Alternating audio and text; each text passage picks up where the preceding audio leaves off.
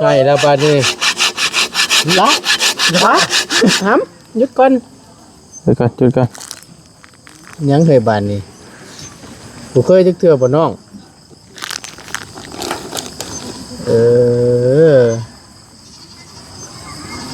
เป็นอะไรนั่งขั้นหัวบ่ดีใจเอาให้แล้ววันนี้ดีใจบ่ล่ะเอาให้นี่มาดิฮะบ่เคยบ่เป็นจะได้ล่ะเป็นจะได้ที่ซึ้งเนี่ยน้ำตาความดีใจ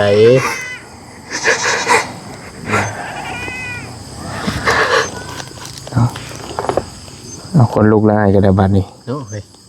ขอความสงบหน่อยอวยพรบ่อวยพรนะบ่มาแล้วมืดตึ๊บนี่เปิดไพ่ว้าเอาคือให้โอ้หน่อยนักได้ฉีดโอ้ยโอ้ยเนาะเป็นยังไง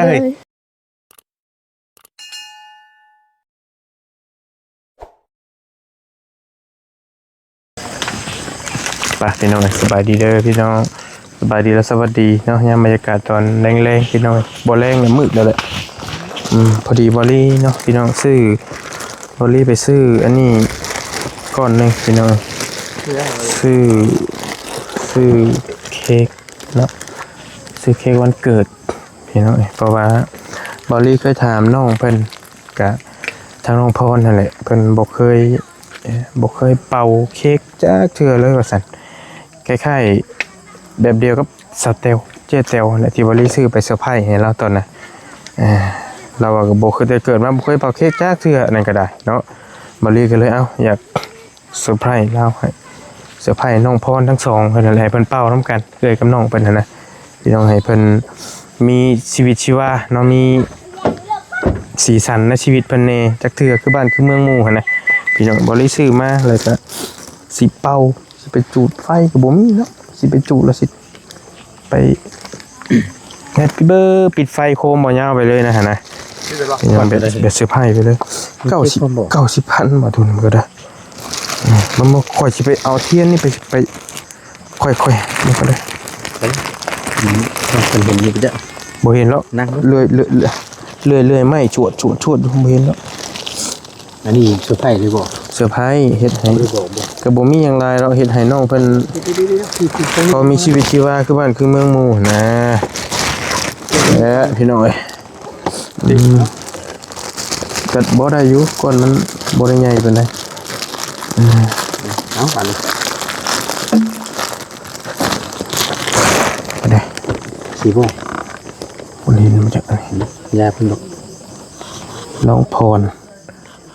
สิว่าเราเขียนได้กันโย่บ่ต้องเอาอันนึงไปติดก็ได้นี่จะไปจุดไปหานี่ต่อมันบ่มีไฟอะไรเลยรบกวนนี่อยู่เคยบังมาเด้อเป็นเค้กก้อนบ่ได้ใหญ่ดอกพี่น้องแต่ว่าก็อยากให้น้องเพิ่นคือว่าหั่นแหละเนาะเจอความทุกข์ความยากมาหลายแล้วก็จะเฮ็ดให้เพิ่นมีชีวิตชีวาเนี่ยไปเดี๋ยวก็สเตลนะบอลลี่ซื้อไปให้สเตลก้อนแต่ว่านี่แหละช่วงนั้นก็ได้แต่ว่าให้เบาเตียงเป็นคนเซอร์ไพรส์ตอนให้เพื่อนเอาไปแฮปปี้เบิร์น้ำตาพังยาวๆนี่ก็ได้เนาะอย่าไปเบิ่งก่อนนี่ก็ได้จ้ะโบนี่ใจก็ดีนี่เพิ่นเป็นคนที่ใจแข็งอยู่เนาะเพิ่นจะแสดงเอาเนาะแม่นเพิ่นอยากหายยากอยู่อีลาเพิ่นเบิดทั้งสองแหละส่วนหลายก็มีแต่อยากยิ้มพี่น้องไปมาโมเมนต์แล้วบ่ได้ใช่ไหมจ๊ะไม่รู้ได้อยู่จะเห็นแล้วไปพูดกันได้ปะไปมันเล่าผมปะมันไกลอยู่กับขังนะมึงก่อนมึงแล้วกันจะมันหยาดใช้มือเนาะไพ่กับบูมี่ใช่เนาะมาเร็ว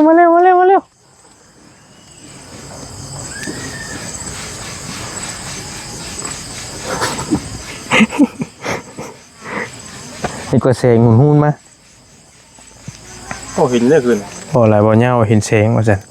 ทางเมืองมันคือพี่น้องเลยขณะนั้นมาจากขณะ แม่น ดาน้องมันกำลังพากันตัดกกอันนั้นอยู่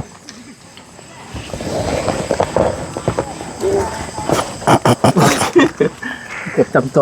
ไม่ออกยังน่ะ เฮ้ยเขาออกทีแล้วนี่แกนดิ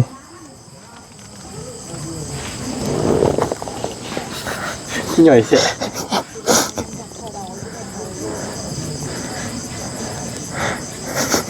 แต่ว่ามันใช้สึกมือนี่ห่อนย้อนไอ้พุงนี่ฮะ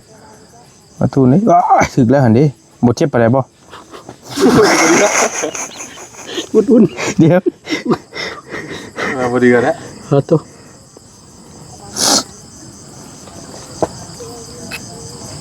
เบื่อแล้วบ่ ใส่เสียบใส่รูปจีบเอาดับมันยังใส่แล้วปิดไฟไปปิดไฟไปเลย ตัวนี้ ใส่บวงมันดิก็อย่าเราให้พี่น้องเพิ่นเอาบวงไปตักกิน ยังกัน เอา จะไป เป็นเป่ามันยังดิ เจ้าโอ้ยจะเฮงเด้ ปาดติดตัวไม่เฮ็ดบันเฮ็ด หน่อยเสียแล้ว บ่เทียนนี่มันบ่เป็นหยังเทียนนี่นะเทียนโดยเฉพาะอยู่แล้ว โบเป็นยังน็อกแต่ว่าหน่อยจะเสียแล้วอย่างนี้นะมันห่อนดิเป็นยังต้องมึงก็ต้องห่อนต้องเตะต้องที่แล้ว ไปน้ำกันค่อยๆย่างไปย่างไปน้ำกันไปเดี๋ยวห้องเด้อ หมดวัดขวางวัด เฮ็ดปิ๊ด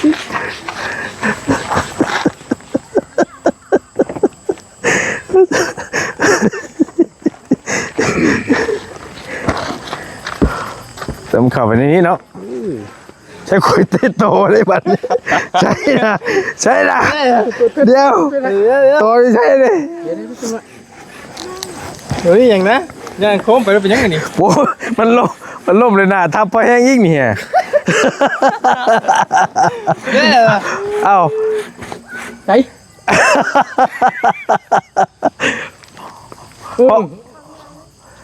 ไอ้ป้าคืออะไรแค่ย่อยบาทนี่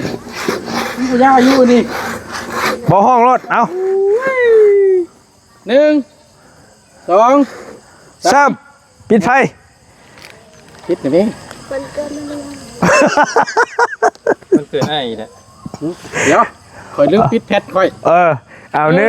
2 3 Happy Happy birthday to you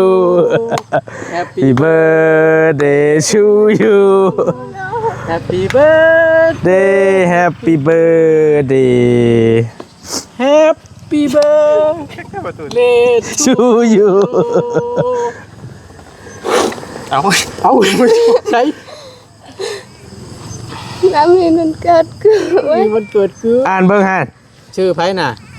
อ่านว่าเป็น บุเป็น สีแดงๆฮะ เบิ่งคักๆ มีแต่ว่าชื่อพร แม่นบ่เอา แต่ว่ามันแต่ว่าเดียวคาดก่อนแต่ว่ามันมวยมันเกิดเจ้าบ่ ปาก่อนเรื่อยนั่นน่ะ มื้อใดวันเกิดเจ้า เดือนที่สอง เดือน12 ตอนนี้เดือนยังวะ ตอนนี้ก็เดือน6มิถุนายน มันเลยมาแล้วบ่ บุฮู ตอนไหนฮอต รู้ มันก็เลยมาแล้ว แต่ก็มันบ่ทันฮอดอันเดียวกัน ปีที่แล้วมันเลยมาแล้วปีนี้บ่ทันฮอด เป้า เอา นำมาใกล้ๆกันพี่ ใจเลย เอาน้องมาพี่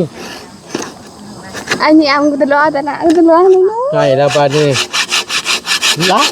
อย่าห้ามหยุดก่อน จุดก่อน ยังเคยบานนี่บ่เคยจักเทื่อบ่น้อง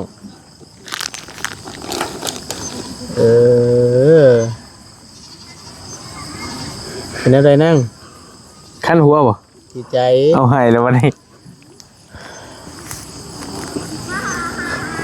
ดีใจบ่ล่ะ เอาให้นี่มาดิ ฮะบ่เคยบ่ เป็นจะได้ล่ะเป็นจะได้ที่ซึ่งเนี่ย น้ำตาแห่งความดีใจ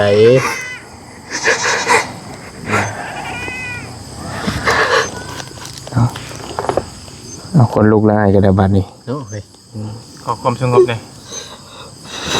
อวยพรบ่อวยพรนะบ่ มาแล้ว มืดตึ๊บ นี่เปิดไพ่ ว้าเอาคือให้โอ้หน่อยนักได้ฉีดน้ำตาลงพร เฮ้ยแต่ว่ารักคนเข้มแข็ง โอ้ยพี่น้องไงเอาเว้ยโบ ไอ้หลายๆเด้อ ขอบใจพอไอขอไฟอีกเนี่ยขอไฟไม่อีกเนี่ย ไอ้กดแล้ว งานเป่าน้ำบ่ บ่ตั้งใจสิให้มาเป่าทั้งเบิดทั้งสองหั่นแหละบ่แม่นว่าผู้หนึงผู้เดียวได้พี่น้อง โยก ครั้งแรกเลยนี่เนาะ โดย เป็นการเป่าเค้กครั้งแรกเลยนี่เนาะ โดย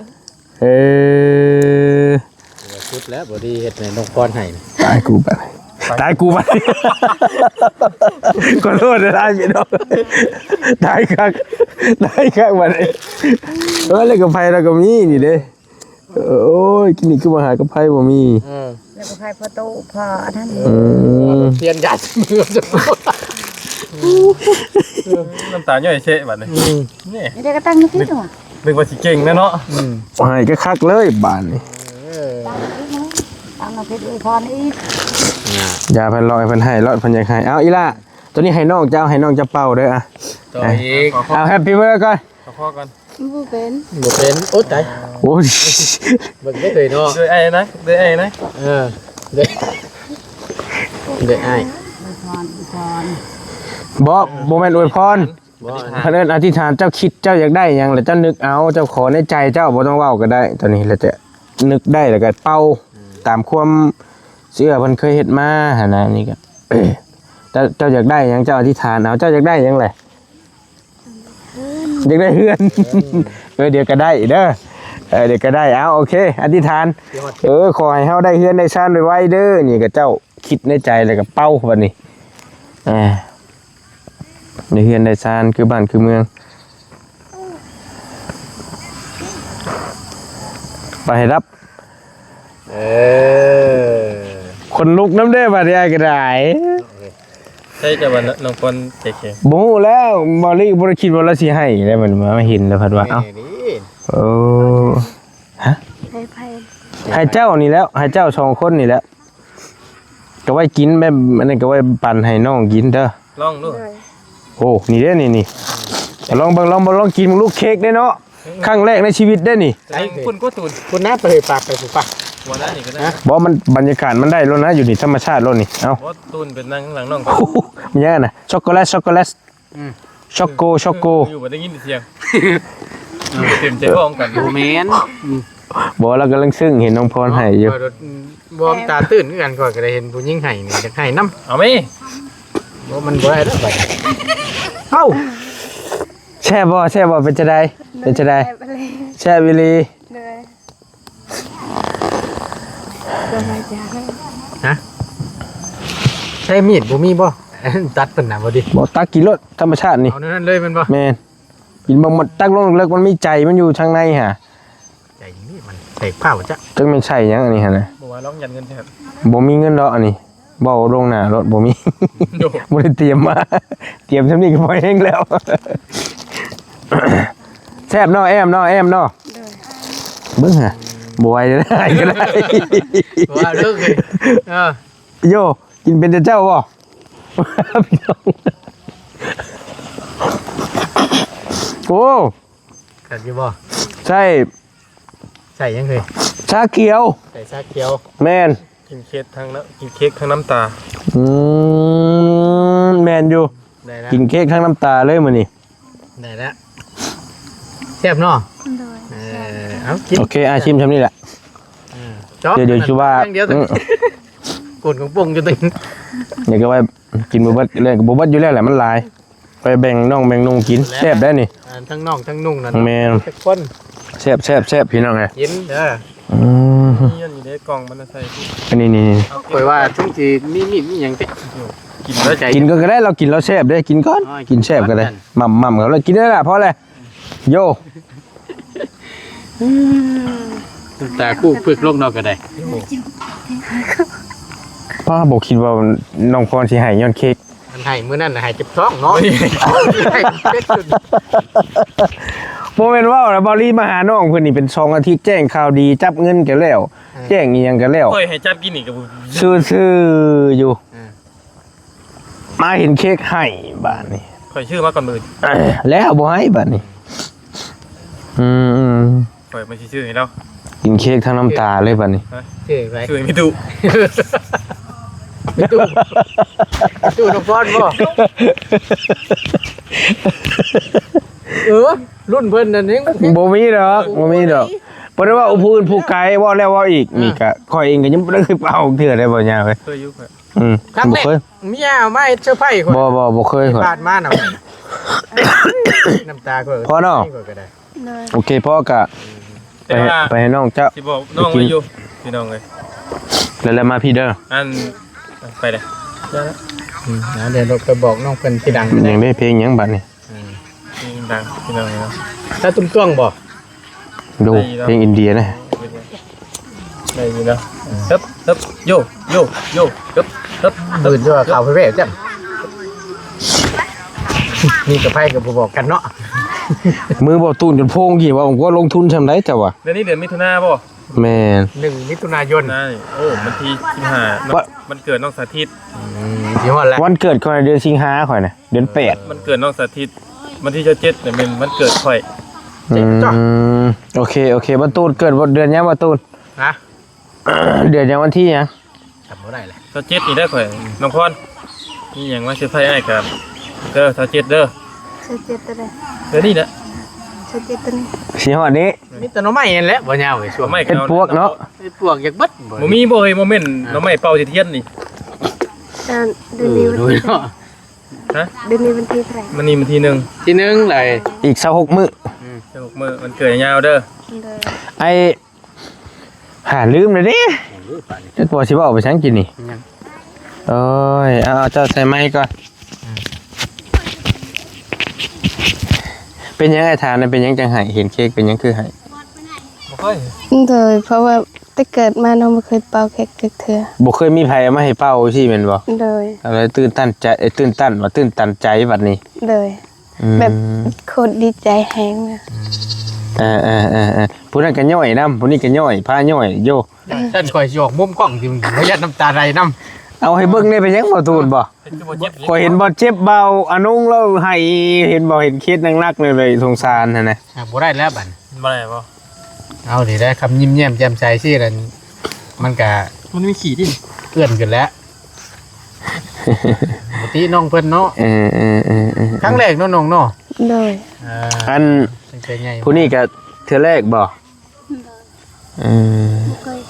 บ่เคยเห็นบ่จักชมบ่จักนี่บ่ เลย บ่จะเจ้านี่สิจักอยู่ให้เบิ่งนี่ เลยผู้จัก ผู้นี้นี่บ่จักปานใดนี่บ่จักอยู่แล้วว่าล่ะ จักอยู่ดอกแต่ว่าอาจสิ บ่ปานใดเนาะ ยันหักสิบ่ได้เป่าจังซี่ ตอนน้องไปเวียงมาจากเยอะแบบเพิ่นเฮ็ดวันเกิดลูกเพิ่น เห็นอยู่ตัวนั้น เล เนาะ ยเห็นอยู่ โดยง่ายก็บ่เคยแบบถือกับตัวเองจังซี่ กับบ่มีหยังหลายเด้อล่ะแล้วเพราะอ้ายเคยถามเจ้าเนาะที่ผ่านมาเจ้าบอกว่าแต่เกิดก็บ่ได้เคยจัดวันเกิดนะบ่ได้เคยเป่าเค้กบ่ได้เคยจัดวันเกิดบ่ได้เคยอีหยังจักคืออ้ายก็เลยรู้สึกว่า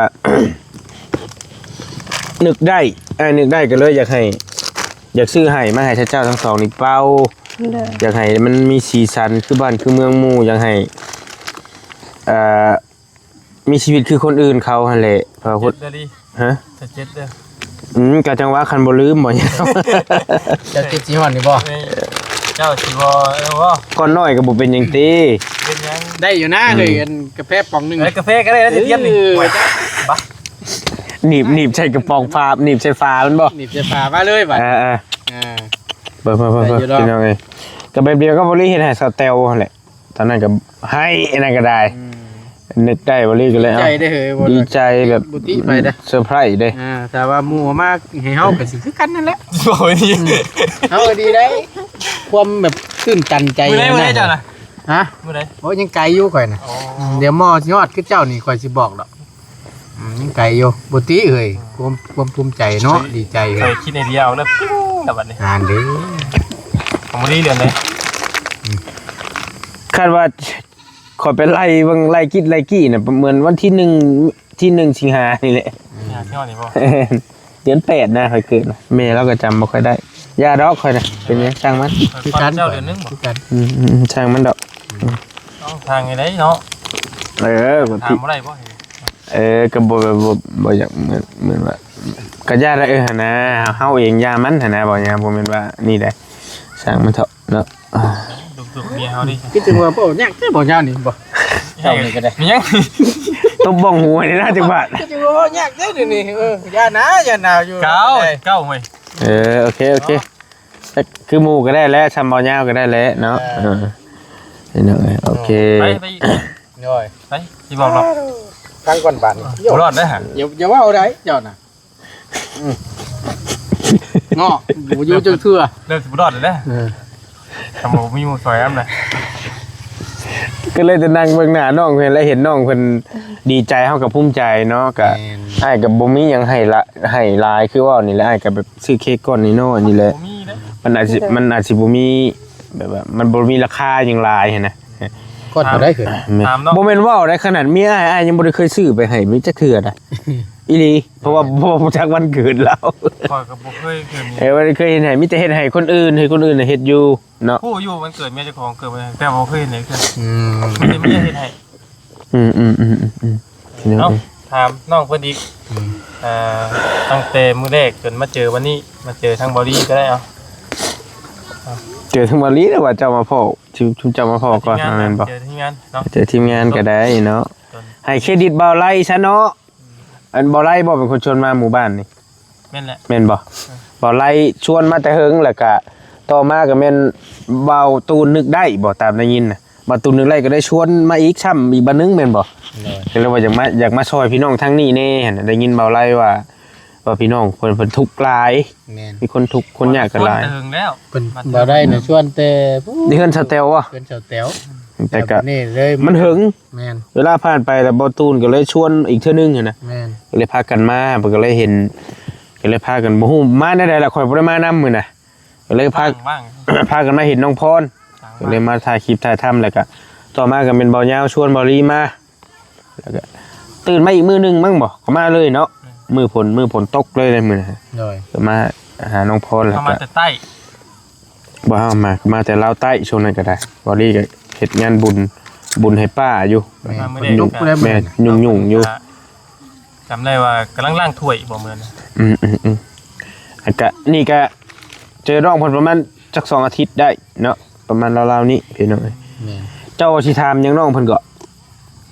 ก็เป็นไหนๆแบบผมถามจากใจนะ ถามว่าแบบตั้งแต่มาพ่ออ้ายกับแต่ก่อนบ่พ่อนี่มัน มันต่างกันว่าไหม ความรู้สึกเป็นจังไดชีวิตชีวาดีขึ้นบ่หรือว่าแบบใดสิบ่ แม่น เออ อ๋อแบบนี้ ตอนเกิดนางข้างเจอเกิดปวดแขน พอดีๆนะน้องเอ้ย เดิน โอ้โหบังคับเอาลีนี่ แต่ความรู้สึกเราอาจดีขึ้นหลายอย่างก็ดีขึ้นหลาย จากความย่านเด้บัดนี้ ความยันก็ได้ยันนะ บ่มีแล้ว เดิน จากแรกน้องเห็นชุมายย่านบ่ เดินตอน ย่านแบบใดย่านว่าอ้ายมาแบบใดจังได๋ ยันแบบ เราตับบ่ไตนะ เดินยันแบบนี้แหละยันเพิ่นว่าเพิ่นมาไกลแล้วฉีดใช้ยาสลบเอาขึ้นรถตู้ไปเลย โอ้ ใช่เพิ่นเขาบอก ว่า ว่า ช่วงนั้นมันอันนี้อันอย่างคนเอาตับบ่ไตอยู่ได้ปานเฮาเอาอย่างนี้ได้ ไอ้ไข่คือบ่ตูนนี่จับยามาฉีดชุบให้เจ้าสลบแล้วอุ้มขึ้นรถเลยสิบ่ เดิน บ่ง่ายปานนั้นบ่กังเว้นกังเวียง พูดจะแบบได้ยินเพิ่นว่ามีรถตู้จับคนละย่าน อื ตอน ม มือที่สองมือที่สามทางอ้ายบ่าวเสียงเพิ่นว่าเล่นน้องนี่บอกว่ารถบ่มีป้ายและยานแห่งยาน แห้งยัน ไปวัยรุ่นเพิ่นเปิดเพลงพี่น้องเอ้ยเนาะย่านตะกี้ย่านชุมายจับเนาะ เดิน มันก็บ่ประมาทก็ดีแล้วเนาะอยู่ว่าอยู่บ้านอยู่เมืองเฮานี่ก็มันก็บ่ปานนั้นหรอกว่า แบบ เฮ้ย ชวนไล่บ้านน้องมันมีรถใหญ่แบบอ้ายที่เข้ามาชวนไล่บ่มี เขามาจับคนบ่เคยมีบ่ บ่เคยแต่ว่าได้ยินแบบ ย่าน เดินเพิ่นเว้าพื้นนี่ซื่อ ได้ยินเพิ่นว่ามา เดิน แล้วก็เลยย่านมัน เดิน แดงดอก ใหม่ ก็นั่นแหละเนาะ ก็คือว่าหั่นแล้วตอนนี้อ้ายกับบ่ยาวขี้นี่ได้ยินบ่ยาวเพิ่นแจ้งข่าวดีบ่มีเงิน2ล้านเนาะ เลย ผู้ใหญ่เพิ่นซอยก็โอ้ยขอบใจหลายๆก็ตื่มกับบอลลี่เป็น12ล้านบัดนี้โอ้ยก็ได้หลายเด้อได้นี่ แล้ว เดี๋ยว น่ะสมทบกันพี่น้องเนาะเดี๋ยวบอลลี่โทรสั่งไม่อยู่แต่ว่าเพิ่นจักสิได้มื้อใดก็จังว่ากันบัดนี้เนาะเครื่องเรือนน้องเพิ่นก็มอเข้ามาตีนเสาบ่ตูนก็มาครบแล้วซับลาบอยู่ แม่นแกมาให้2เที่ยวพอดีครบพี่น้องเอ้ยเนาะกันนั่นแล้วเด้อล่ะเด้อ เลย อาจจะได้เจอกับชุ่มอ้ายนี่ ดูแน่ กะดุแน่คือเห็นนี่แล้ว เมื่อยบ่ล่ะหรือว่าจะไหนถามมันนี่ บ่ได้เมื่อย เออ เอา เมื่อยก็อดเอานี่ให้แล้วก็บ่ได้มีหยังนักหยังหนาแล้วก็เว้าคุยกันลิ้นไปคือสิแล้ว เลย มันคือคุยลิ้นแน่คุยเวียกแน่ก็ ยำเด่น ย้ำเล่นก็เล่นย้ำว่าเวียกก็เวียกหั่นน่ะก็บ่ได้มีหยังดอกชุ่มอ้ายก็ก็มาสิแหละมาซอยกันมีหยังก็ได้เบิ่งนํกันอาจสิเห็นชุ่มอ้ายจนเพื่อนชานเจ้าแล้วผู้แหละเด้อ เลย อาจจะเห็นกันอีกเฮิงเติบอยู่ดอก ความเบื่อขนาดนี้ดิ อดเอาแน่คือไอ้ายเว้าหั่นแล้วพอไอ้ายมามือแรกบ่ลีมามือแรกก็บ่ยากก็เตือนน้องเพิ่นว่าเบิ่งชงสิได้เข้ามาเรื่อยหั่นนะก็บอกแล้วว่าอดเอาเด้อเพราะว่าทีมงานอ้ายนี่ยังมาบ่ได้ครบซำได้นี่ ยังไง มันเพราะว่ามันไกลคือเฮาเว้าหั่นแหละทีมงานก็ไปหลายทางแน่หั่นนะไปทั้งพุ่นทั้งพี่แบ่งปันกัน โดย แบ่งกันซอยเพราะว่าเฮ็ดลำบากก็หลายพี่น้องเอ้ยแค่นั้นแล้วเด้อไปไอ้มือป้าก่อนค่ำเลยเด้อ โดย โอ้ย ได้ได้หลาย โอ้ เด้อ โอ้ยเนาะเป็นยังไงเห็นว่าก็ได้รู้สึกผิดเลยนี่ ไม่ต้อง เนาะเฮงบ่ได้ทันได้อาบน้ำอยู่นี่พี่น้องเอ้ยบ่ต้องคิดหยังหลายแล้วบัดนี้เด้อ โดย ยังซึมอีกอยู่ได้หั่นน่ะ ดีแล้วนะ เออ ดีแล้ว ไอ้ว่าเจ้าสิบ่ให้จักเทื่อนะ แต่ว่าโดยหลักเรื่องนี่บอลลี่นี่เป็นคนเฮฮาบอกมิชลาอยากเห็นในคนหัวหลายกว่าเห็นในคนหายเนี่ยบอลลี่นะบาตูนชิวพ่อหูอยู่แล้ว โดย ที่เราก็ยังส่งกระซิกมาอยู่อย่าว่าหัว โอ้บางเทื่ออยู่ในโศกอยู่ในหมวด คอยแบบเฮาหัวบ่แม่นมาเยอะเย้ยอีหยังนะแบบบาหัวแบบเนาะ ไก่พอเดี๋ยวชูมาก็ได้ชูมาก็ได้แค่นี้นะค เพื่ รั อบ นเป็นงานอีก บางเทื่อเพิ่นอยู่ในบทโศกเศร้าเจ้าปัดบรรเลงเพลง แล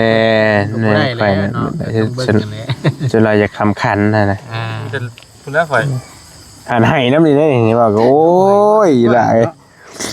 เห็นซึมน้ำเลยใช่นี่พี่กับไปน้ำเลยได้นี่เห็นน่ะ ใจอยู่ได้พี่น้องความรู้สึกกันนะ เนาะ แบบว่าคือนึ่งมานี่ คือทันไปเฮานี่ก็เชื่อว่าง่ายกับโมเมนต์ญาติพี่น้องแล้วก็บ่ แม ได้ นแมนแมน คือคนอื่นทั่วไปแล้วก็ยังคิดเห็นนะ แมนแมน ชื่อเค้กชื่อหยังมาเป่าให้นะบัด แมน ความตื่นตันใจ ตื่นตันใจ ความดีอกดีใจเนาะปกติน้องเพิ่นอันนี้ก็ได้ก็บ่มีหยังหลายคือเว้ากันแหละน้องนี่อยู่บ่ได้ออกมาเลย กินแล้วบ่เค้กนะครับทำกินแล้วบ่กินแล้วกินรสพากันกินรสเนาะกินแล้วเราอะแช่บบ่แม่แช่บบ่ แซ่บอยู่บ่ ไฟอ่ะ เลยใจละลาย โอเคป้าอยู่ดีมีแห้งเนาะว่าอะไรก็แห้งให้ต่อบัดนี้พี่น้องเอ้ยเจอกันไหมโดย กับในบัดนี้